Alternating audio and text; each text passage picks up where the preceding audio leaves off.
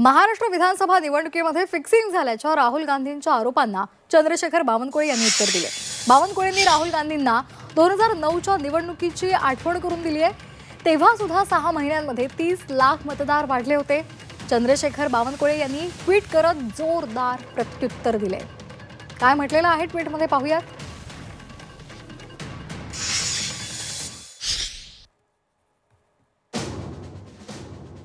राहुल गांधी म्हणतात, महाराष्ट्रात 5 महिन्यांमध्ये 39 लाख मतदारांची वाढ संशयास्पद आहे।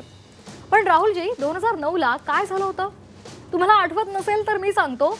एप्रिल 2009ला लोकसभा निवडणुकीमध्ये 7,29,54,000 मतदार होते। तर ऑक्टोबर 2009ला विधानसभा निवडणुकीमध्ये 7,59,68,000 मतदार झाले।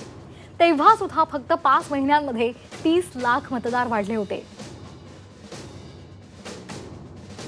तर असा जोरदार पलटवार त्यांनी केलेला आहे।